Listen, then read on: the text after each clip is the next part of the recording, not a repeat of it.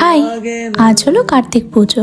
তো তারই জন্য একটা দাদা বাড়িতে ইনভাইট আছে। তো তাই একটু বিকেল বিকেল থাকতেই বেরিয়ে পড়লাম।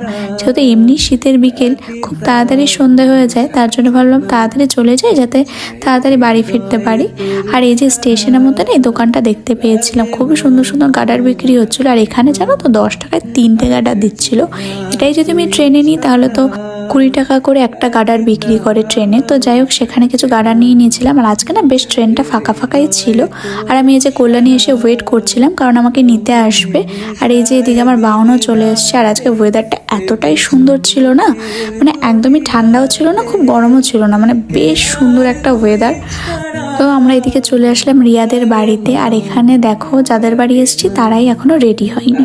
আর আজকে কিন্তু শুধু ওদের বাড়িতে পুজো নয়, এই যে দুজনকে দেখতে পাচ্ছ ওদের আজকে ফার্স্ট ম্যারেজ অ্যানিভার্সারি। মানে জাস্ট ভাবো ব্যাপারটা কতটা সুইট, তাই না? যে আজকে কার্তিক পুজো, ইভেন ওদের অ্যানিভার্সারি সেম ডেটে পড়েছে। তো ওদের জন্য তো ডবল স্পেশাল একটা দিন।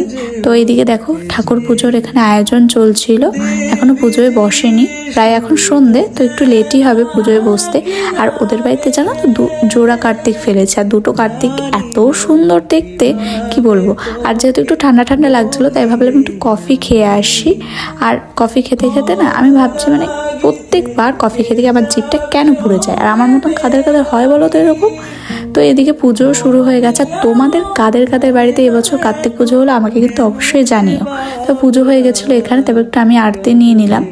আর যেহেতু অনেকটা রাত হয়ে গেছিলো, আমার বাড়িও ফিরতে হবে, তার জন্য ভাবলাম একটু খেতে বসে পড়ি, যেহেতু অনেকটা রাতই হয়ে গেছিলো। আর এখানে ছিল ফ্রাইড রাইস, কাশ্মীরি আলুর দম, পাঁপড়, চাটনি, মিষ্টি।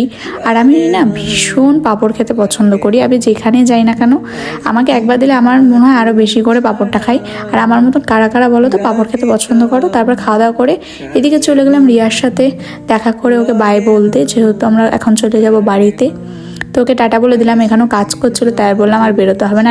আর এই হচ্ছে এবারে সব থেকে কিউট সদস্য, তো ওকেও একটু বাই বলে দিলাম। তো চলো আজকের মতন আসি তাহলে, টাটা।